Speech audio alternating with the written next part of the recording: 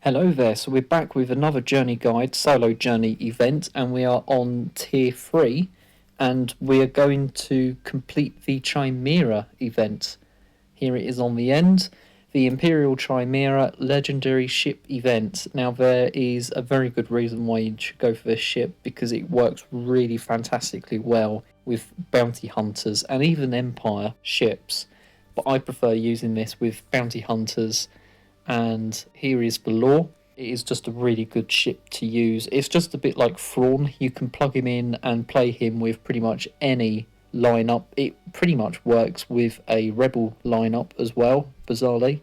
But this is the main reason why, is the strategic dominance, fantastic ability. You can instantly defeat a target and potentially defeat other enemies equal up to 40% of their health. Now, I know I just read that, but I do know that you do have a very good chance of actually defeating everybody on the field. It has happened a fair few times in my Grand Arenas, and it's fantastic to see. So let's have a look. This is the ship that I have at the moment. This is my Relic 5 Thrawn. Absolutely makes this ship tick. 65,000 power, which sounds a lot, and it pretty much is a lot. 63 mod speed, so the total speed is 161. It is one of the slowest capital ships in the game. It needs to be a little bit quicker most of the time, especially with up against like a Malevolence or a Kenobi Negotiator capital ship. Those ships are just significantly quicker, and they get out their abilities much quicker than the Chimaera. But the Chimaera can defeat instantly a ship on the field, which no one else can do. Now, the special damage output is absolutely fantastic. Now, I think it is mainly because of the Relic that I'm at, Relic 5. So if I get this going up to Relic 6 or 7, that is going to be even higher. So, we've got all the tiers here. So there's 7 tiers. You have to use a Phoenix Squad ship. And there you go, you've got them required there. You've got to use Akbar. At the time, the Y-Wing and the Falcon were not even out when this capital ship came out, so you were pretty much stuck with only a few ships to use. The Phoenix Squad ships were really good, and then you had to use Wedge and Biggs to pair up with them, and then you've got the U-Wings, either one of those, as reinforcements as well. Very, very different time. The Falcon and the Y-Wing are just going to make this so much more easier to deal with. Let's have a look at the shop before we go into battle. How many packs? Not that many. Not that many ships at all. Very interesting. Again, I would recommend not buying the packs. Just save up your crystals and your money and get gear pieces that you need for characters that you're grinding. Do not spend it on character shards. They will come eventually, but the gearing is just so much more worse in the game. I would recommend don't buy character shards.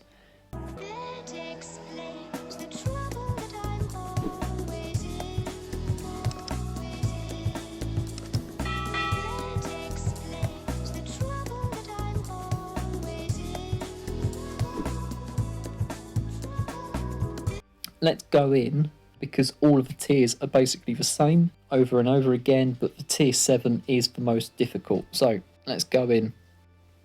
So what we're going to do is we're going to use a full fleet. We're going to use the Hans Falcon first off with Akbar, and we've got all of those reinforcements there. So let's go in.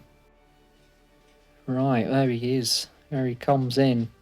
I wish actually that the fleet battles had that intro a little bit more actually. That would just be so much more awesome. Right, so with Hans Falcon, we're going to do the middle ability. We're going to do this for extra maneuver. We're going to do that. Nice and easy. So what we're going to do is we're going to still target the Death Trooper ship. We're going to get everybody to swarm in, and there you go, you take him out. And then we're going to do a big hit on Vader. There you go. And, ooh, okay, well, Termite is okay, but we'll call in Han with that, and there you go. Nice and easy. Now, what I need to mention is that these ships are well above the recommended requirements, so we'll just show that off. Should have done that first. All of these guys are gear 11. The same here, all gear 11, and obviously max abilities on all of them there. And the same with Han, although actually they're gear 12, but they've all got the max abilities. You've got the Rebel Y-Wing, which we'll try next, but yeah, it's all abilities are all maxed there. There's no pilot. We've got a gear 8 Wedge, so we'll try that out soon, just to show off it looks like when you've got less ships there. Less power on the ships, and the same with Cassian's U-Wing.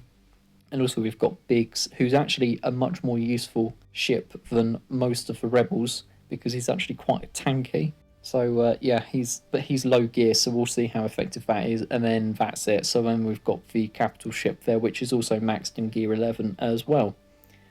So we'll take out Han, we'll put in the Y-Wing, we'll take out, we'll put them all in, and we'll try it with the Y-Wing instead of Han's Falcon. Let's go in. Yeah, I do like that intro. That should be more often used. Right, there we go. So we'll do this big ability first to get rid of the protection, and then we'll do another swarm. We always go for the TIE Reaper because the TIE Reaper gives bonus protection, and that is a real pain to deal with. Right, so we're doing this a little bit differently, but we'll still be able to take on the Empire. So that was a very nice assist by the Ghost. Let's, come on, do a big swarm, and then this should be game over. Never mind, well, I said it should be game over, but it wasn't. There we go, and then you got the Y-Wing. So I did a little bit different play-wise, but it's still very effective. So let's go in. Yeah, actually, look at that. The recommended power is 28,000. Mine is pretty much over 60,000 on average. So that is, yeah, that's just overkill for this event. What I'm showing off is just how easy this is when you've got gear 11 pilots. So now we've got gear 8 Wedge. Let's go in.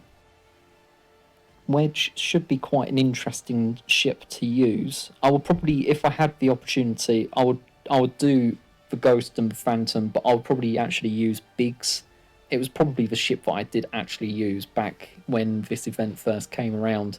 Let's do the big hits. Oh, wasn't very big at all, was it? Wow, look at that. Light and day difference. Absolutely light and day difference. This is actually going to be a little bit more longer than the other battles. Wow, look at that.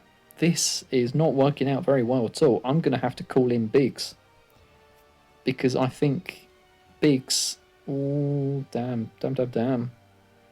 Biggs is a tank, and I think that's what we're needing at the moment. Although, can we actually just get by? Let's heal up. We won't call in a reinforcement after all that.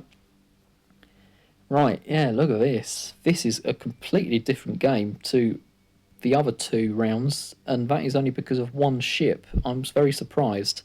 Let's call in a big swarm attack, and there we go. Wow, that is light and day difference. Okay, well, let's do that again, but we'll do that with Biggs. Let's go in with Biggs then. In we go. Right, there we go. Come on, let's see how easy this is. Let's focus down the Reaper. Okay, well that was much better damage-wise. Much better. Okay, let's do this. Wow, was that really because Biggs surely shouldn't have had that much of an impact on whether this worked or not. Doesn't look very good for Biggs at the moment, does it? Let's heal him up. Okay, well the reinforcement came out much quicker than the last one. Let's call in everybody to take out the TIE Fighter. Ooh, or not. Or not. Wow, damage output is so different with these lower ships. And I imagine as well that the luck is a lot different as well. Okay, alright, let's try and do this. Let's get a big swarm on. Ooh, not enough, but that'll be enough. There we go. Wow. Light and day difference. I think we're going to really struggle with the next ship. Let's take on this with Cassian. Here we go. Gear 7. The Y-wing, the U-wing, sorry, does look pretty awesome though. I do like that ship. I was very close to getting it in Lego form, but I never got round to doing. I never got round to buying any of the Rogue One Lego. Yeah, disappointed in myself with that one. So we don't need that ability. Yeah, let's do that. Okay, well, crit damage wasn't particularly useful there. Let's heal up Ghost. That was a massive hit by the TIE fighter there. Let's call in... Let's do this. Let's do one of those abilities that was flashing at me. Wow, they're really going after the Ghost and doing some really phenomenal damage. Let's call in... There we go, good. Right, so it's now Vader on his own. Is that enough? Oof. Oh, that was enough though. There we go. Wow, look at that. That was a little bit easier than the Wedge battle. So if I had to say, I think Wedge was probably the wrong guy to use for that event. That is very telling, but he really made that struggle a lot more than the other ships. So don't use Wedge, basically. Use Biggs and use Cassian, but do not use Wedge. There we go. That is that journey done and dusted. So Imperial Might has been gained when you unlock that, and it is a phenomenal ship to use. Really useful with the dominance ability, and happy hunting when you do unlock it. Until next time, may the Force be with you.